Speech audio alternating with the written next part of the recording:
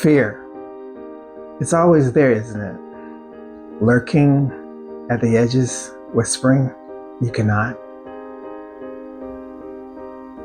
We've walked through that fear. We've stared into the mirror with Baldwin, felt the heat of truth on our faces. We've stood in Lord's fire, learning that courage is not the absence of fear, but the decision to move through it anyway. And now, after the blaze, only smoke and silence remain, ash covering everything we thought we knew. But ash is not the end. Ash is soil, and something waits beneath it. Because after fire comes the seed. You're listening to the Seeds of Fire, Mirrors of Truth, a journey through the voices of Black visionaries who turned resistance into revelation. This is episode 3 of The Seed, Octavia E. Butler. And for me, this one feels personal because every time I think about what it means to lead, to show up, to speak truth, I come back to one voice to begin with. Author Lord, she once wrote, "When I dare to be powerful." When I dare to be powerful, to use my strength in the service of my vision, then it becomes less and less important whether I am afraid. It's a reminder fear doesn't disappear. But when our purpose is clear, fear loses its hold. It transforms. It becomes a teacher, testing the edge of our will. And courage, true courage, is not silence in the face of fear, but movement through it. Lord called us to claim our power, stand in our truth, and use our voice to reshape the world. Lord taught us that courage is born in the fire. But what comes after? After the rage, after the reckoning? What happens when the flames die and you still have to live in the ruins? Not in victory, but in aftermath. In the space where imagination must become survival.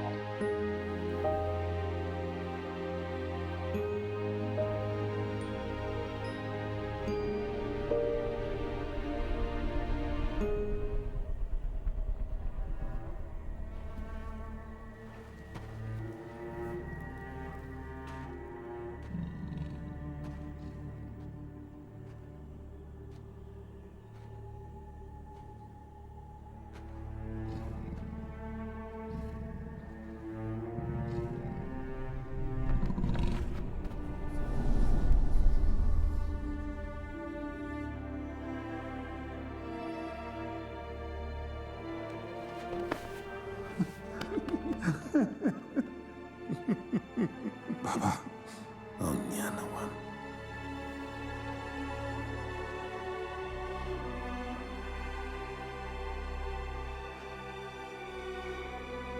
I'm sorry. Stand up. You are a king.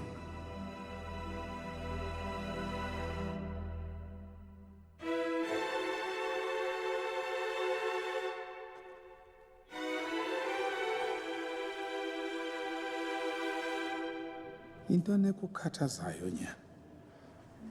Andiqondi indiredi baba. Ubomi bakho bonke buhlala uzilungiselela ukuba yikumkani. Ndikufundisa, ndikuqeqesha. Uhleli apha ecaleni kwam. That is not what I am talking about. I am not ready to be without you. A man who has not prepared his children for his own death has failed as a father. Have I ever failed you? Never.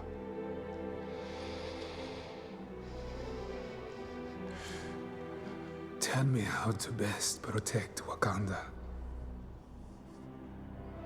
I want to be a great king, Baba. Just like you. You're going to struggle. So you'll need to surround yourself with people you trust. You're a good man, with a good heart. And it's hard for a good man to be king. Breathe. T'Challa, breathe. Breathe. He was there. He was there. My father. Even in our myths, we return to the ancestral field to ask how we continue. What do we do with the world we inherit? We imagine something new. We rewrite the story. Octavia Estelle Butler did exactly that. A visionary who refused to accept the limits of the world as it was. Her stories imagine worlds reshaped by human choice, worlds where survival, adaptation, and moral courage are not just in themes, but lifelines. She didn't write to escape reality. She wrote to expose it. Her words were warnings, lessons, possibilities. Butler imagined futures that were brutally honest yet defiantly hopeful, futures where survival was not guaranteed but transformation was always possible. She gave the voice to the silenced, power to the powerless, and faith to those who had been told to stop dreaming. Through her story, she taught that change, both beautiful and terrifying, is the only constant. And she didn't just tell us that. She showed us how to live it. Why science fiction? Oh, you got to make your own worlds. You got to write yourself in. Whether you were a part of the greater society or not, you got to write yourself in. So I got to write myself in. But every visionary begins somewhere. Even prophets have origin stories. Octavia Estelle Butler was born in Pasadena, California in 1947. Raised by a widowed mother, she grew up in a world that rarely imagined people like her at its center. Black, female, introverted, and brilliant. Her mother worked as a maid, often bringing home discarded books from the houses where she cleaned. In those pages, young Octavia found windows into other worlds and began to wonder why so few of them reflected her own. She was shy, tall, and painfully aware of her difference. But that solitude became her laboratory, a place where imagination and observation fused into something prophetic. She wrote at 2 a.m. before the morning bus. She typed in rented rooms and library corners. From those quiet spaces, she built universes. Butler once said, "I just knew I had stories I wanted to tell, stories that refused to fit the mold she was offered, stories that made the invisible visible, and in doing so, she didn't just write fiction. She rewrote understanding of power, possibilities, and survival." A visionary who refused the cages of race, gender, or expectation. She looked into the chaos of the future and said, "I see us there." Octavia Butler resisted not only the confines of her world, but the confines of imagination itself. She planted words like seeds, warning about authoritarianism, visions of climate collapse, of greed and hunger, and hope. And from those words, she grew survivors, people who adapted, who carried faith like fire in their palms, who built new worlds from the wreckage of the old. Her novels, especially Parable of the Sower, reminds us to plant a seed is to resist despair. To imagine is to create. Butler resistance was radical imagination. She taught us that survival requires vision and that every imagined world is a possibility we can choose to build. She showed us that resistance is not only confrontation, it is creation.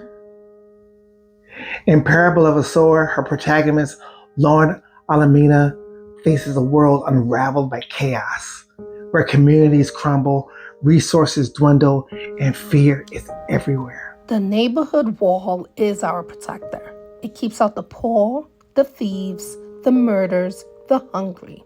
Outside, people are desperate, dangerous, crazy. God help us if we ever have to go outside. Yet Lauren does not merely survive. She builds, she organizes, she dreams of something better, and she takes action to make it real. She creates her own vision of community, of hope, guided by strength, intelligence, and empathy. As we move into Butler's work, listen to the echoes of Lord's call to power, and for the courage it takes to act, to lead, to imagine a new world, even when the present seems broken. Octavia Butler is not just telling a story. She is giving us a mirror to the realities we inherit, a window to the possibilities we can create. Her Earthseed philosophy, simply stated, is this single radical statement: God is change. This philosophy teaches us that the change is constant, that adaptation is survival, and that the future belongs to those who are willing to shape it with intention and courage. Lauren Olamina's journey asks us, what would you do if everything you knew was gone? If the old rules no longer apply, how would you build your community, your vision, your life? Octavia Butler's writings give us tools to explore those questions, to see not just what is, but what can be. She shows us that even in darkness, our choices matter. Butler didn't predict the future. She prepared us for it. Her words read down like dispatches from tomorrow. How do you see the future of America's cities? Oh my. In 30 words or less. Right. I have no idea how to answer that. I suppose I could tell you to take a look at Parable of the Sower and Parable of the Talents. Now, that isn't prophecy, I hope. The society that I portray in these two books is pretty much broken. People are living, the people who are surviving with any decency at all are living in walled communities and risking their lives whenever they go out. There are a lot of reasons for this. Drugs, of course, and deterioration of public education, the environmental situation. Global warming is practically a character in Parable of the Sower. Lots of other things that have simply, they're problems now. They become disasters because they're not attended to. And I hope, of course, that we will be smarter than that. Are you a pessimist or an optimist? I'm hopeful.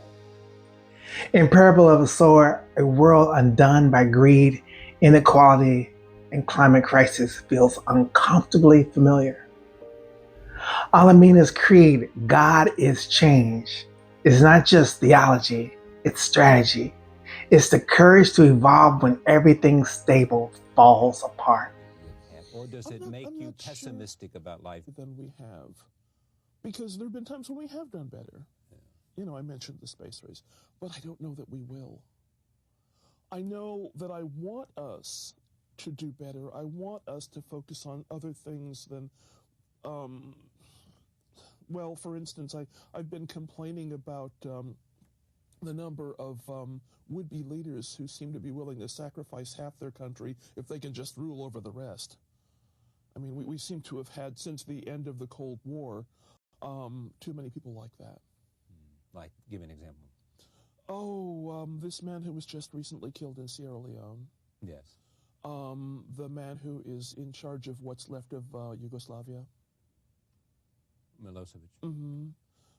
This kind of thing where if you don't know what else to do, you can at least start a war and grab something, or lose something, whichever. Even people like Saddam Hussein. I mean, Saddam Hussein, the man who was in charge of the what's now the Congo again. These are people who live in incredibly rich countries, but who can't really find any way in themselves to share the wealth with their people. I know that we can be better human beings than that, but it's so tempting, to be greedy and have power and keep it from other people. Butler saw the cracks in society long before they split wide open. She understood that power without empathy becomes destruction, and that survival without community is just another form of extinction. And in Parable of the Talents, she warned us of demagogues who promise order while sowing chaos. She named the danger of worshiping fear and calling it faith. There's one other that I thought I should read because I see it happening so much. I got the idea for it when I heard someone answer a political question with a political slogan. And he didn't seem to realize that he was quoting somebody. He seemed to have thought that he had a creative thought there. And I wrote this verse. Beware, all too often we say what we hear others say. We think what we are told that we think. We see what we are permitted to see. Worse, we see what we are told that we see. Repetition and pride are the keys to this. To see and to hear even an obvious lie again and again and again may be to say it, almost by reflex, then to defend it because we have said it, and at last to embrace it because we've defended it, and because we cannot admit that we've embraced and defended an obvious lie. Her fiction holds a mirror to our headlines and a blueprint for what we can build beyond them. Notice the determination in her voice, the way she adapts, the way she leads. These are the qualities Butler celebrates, qualities that challenge us to step into our own power, just as Lord called us to do. Lord's fire burned through illusion, demanding truth. But Butler asks, what do we do with that truth once we see it? In Parable of Talents, Olamina doesn't offer comfort. She offers warning. A verse or two, and keep in mind these were written early in the 90s, but I think they apply forever, actually. This first one, I have a character in the books who is someone who is taking the country fascist and who manages to get elected president, and who oddly enough comes from Texas. And here is one of the things that my character is inspired to write about this sort of situation.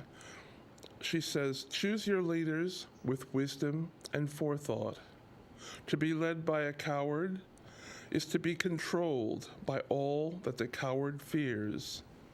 To be led by a fool is to be led by the opportunists who control the fool. To be led by a thief is to offer up your most precious treasures to be stolen. To be led by a liar is to ask to be lied to. To be led by a tyrant is to sell yourself and those you love into slavery. Those lines were written nearly 30 years ago, but they feel like they were meant for now, for this moment. Butler wasn't merely writing fiction, she was writing warning, a moral compass disguised as narrative. Her vision wasn't dystopian, it was diagnostic. She saw how fear corrodes leadership, how greed distorts faith, and how truth, if left untended, can burn away like dry soil. And yet, in her prophecy, there was always possibility because she believed that the future is not something that happens to us, it is something we make. And to build it, we must know the ground beneath our feet, the layers of history that shape every choice we make. We can choose. We can go on building and destroying until we either destroy ourselves or destroy the ability of our world to sustain us. Or we can make something more of ourselves. We can grow up. We can leave the nest. We can fulfill the destiny. Make homes for ourselves among the stars and become some combination of what we want to become and whatever our new environments challenge us to become. Our new world will remake us as we remake them. Earthseed, the Books of the Living.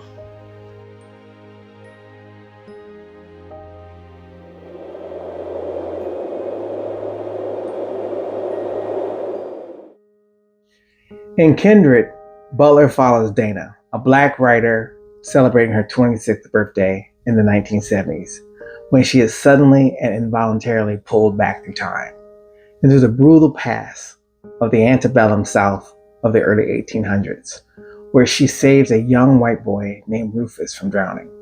Dana soon realizes that Rufus is her ancestor, and she has been summoned to ensure his survival, and thus her own existence. Each time Rufus's life is in danger, Dana is pulled back to his side, and each trip becomes more extended and dangerous.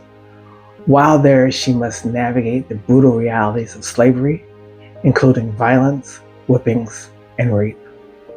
She also has to protect Alice, an enslaved Black woman who is also her ancestor, and who Rufus obsesses over. The novel examines the complex dynamics of race, showing how Dana, a free woman from the 20th century, is stripped of her power and forced to submit in the past, and to remember and to confront the roots of power, of survival, and inherited trauma. The book begins with a brutal reminder of Dana's journey into the past. Dana says, "I lost an arm on my last trip."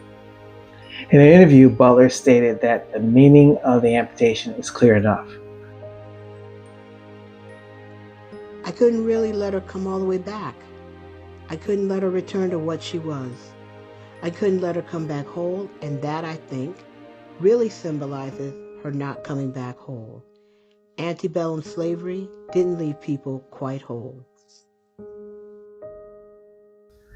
Through Dana's journey, Butler collapses time, reminding us that the past is not behind us. It lives in our blood, our choices, our fears. And healing, real healing, means facing what created us without becoming it. Butler forged a path between past and future, making the present something we could interrogate. She wasn't interested in escape. She was interested in the evolution, in teaching us to imagine forward without forgetting. Because to evolve, we must be willing to look not only at what we have survived, but at what survival has cost. Butler doesn't flinch from that truth. Through her characters, she asks us to witness the brutality that shaped us and to still believe that freedom is possible. Backward. She lowered her voice to a whisper. "You need to look at some of the niggers they catch and bring back," she said. "You need to see them starving, about naked, whipped, dragged, bit by dogs. You need to see them." "I'd rather see the others." "What others?" "The ones who make it, the ones living in freedom now. If any do." "They do. Some say they do. It's like dying, though, and going to heaven. Nobody ever comes back to tell you about it." That's the paradox Butler leaves us with. The knowledge that liberation begins in imagination but must be built in reality. She shows us that freedom isn't guaranteed by time, it's made again and again by those who dare to remember. Butler leaves us standing in that uneasy space between horror and hope, a place where remembering hurts, but forgetting costs even more. Through Kindred, she doesn't just restore our connection to the past, she restores our capacity to see. And from that vision, she began rebuilding not only the stories we tell, but the very genre that holds them.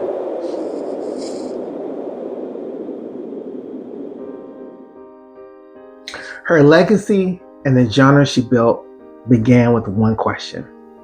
What if the future could learn from its past? She said, and I quote, "When I began writing about Black people in the future, it was considered almost revolutionary because we weren't supposed to have a future." And yet she built one anyway. Sentence by sentence, she carved space in a genre that did not see her. Octavia Butler didn't just write science fiction, she redefined what it could mean. She entered a genre that had long imagined futures without us. She made herself and her people impossible to ignore. Her vision was both tender and relentless.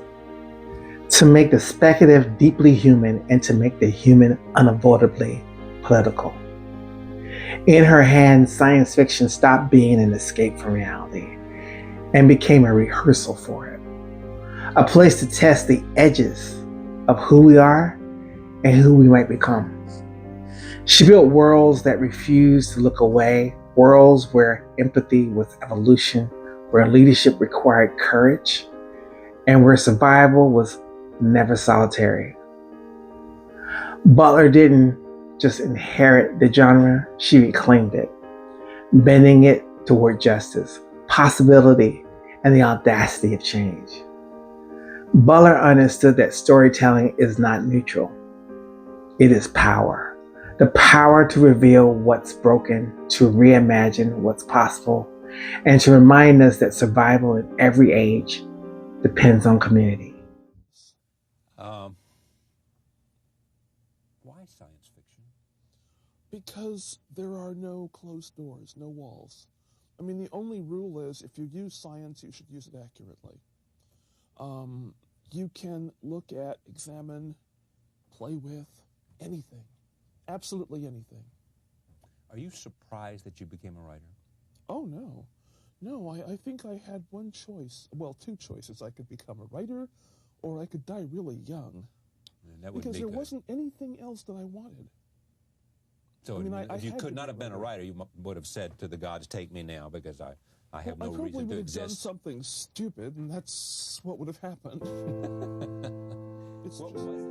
She stood in conversation with writers like Ursula Le Guin and Samuel Delany. But her compass pointed towards something deeper, toward liberation through connection. Butler didn't just open a door, she rewrote the architecture.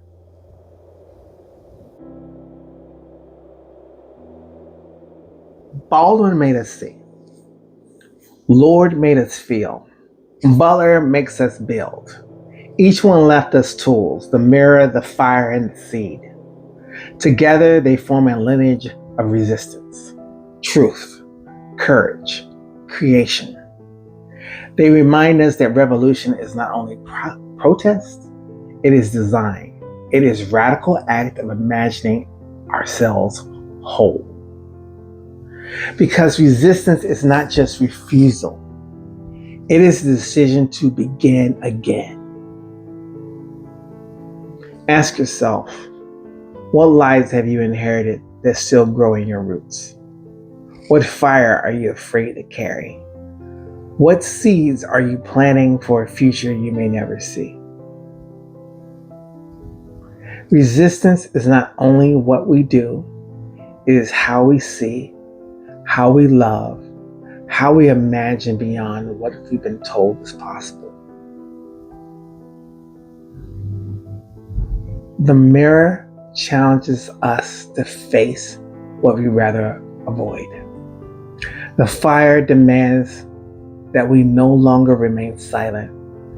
The seed asks us to believe in futures we may never witness.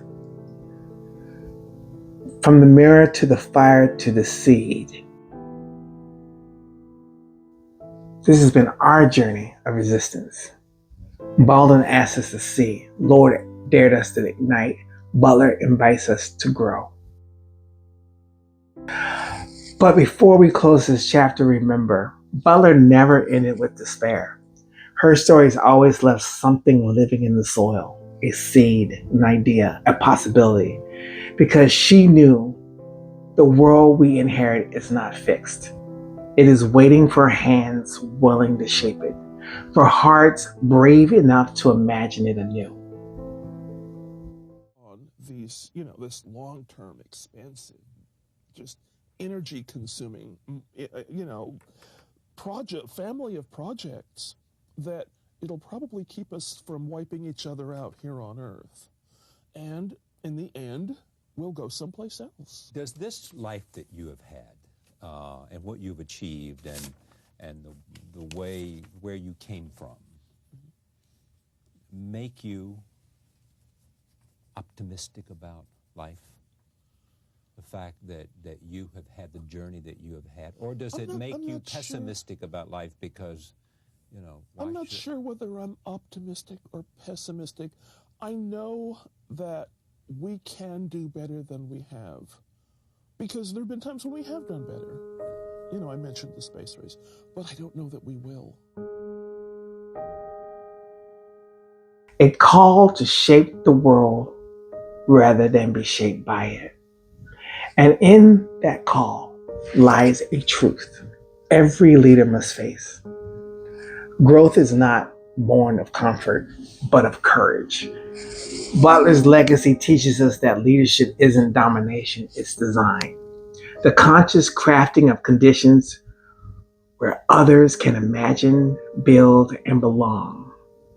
That's what she modeled. Through the discipline of her art, through the clarity of her questions, and through the generosity of her vision. As we leave Butler's worlds, we carry more than stories. We carry questions, inheritance, and the audacity to imagine differently. Like James Baldwin, she reminds us that truth requires courage. The courage to face what others ignore, to see systems of power for what they are, and to act. Like our Lord, she shows us that our strength is in connection, in speaking what is needed and in naming what is unseen, and in holding accountability alongside empathy. And like Butler herself, we learn that change is not something that happens to us. It is something we make. The legacies of these thinkers converge here, in this space between reflection and possibility, between what was endured and what are called to build. Leadership, community, imagination, they are inseparable. And so as we step out of these pages, we step into our own capacity to witness, to care, and to act. This is the inheritance of Butler, Baldwin, and Lord offers us.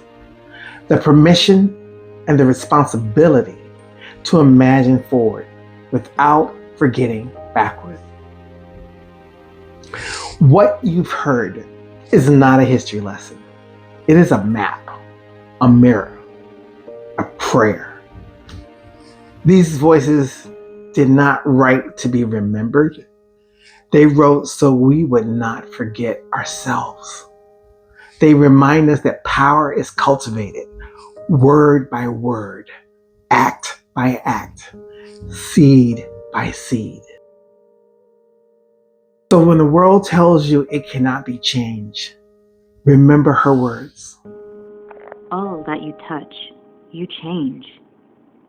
And all that you change, changes you. The only lasting truth is change. God is change. And then touch something, change something, start again. That's not only a writer's creed, it's a leader's promise. Because the future will belong to those willing to hold both imagination and accountability. Those who can dream and still do the work of making. Because you are the soil. So stay open, stay grounded, and stay in conversation. Thank you for listening. Let me know your thoughts. Pass it along.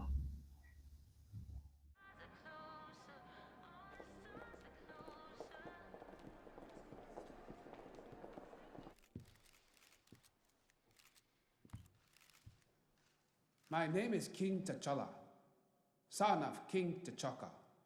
I am the sovereign ruler of the nation of Wakanda. And for the first time in our history, we will be sharing our knowledge and resources with the outside world. Wakanda will no longer watch from the shadows. We cannot. We must not. We will work to be an example of how we as brothers and sisters on this earth should treat each other.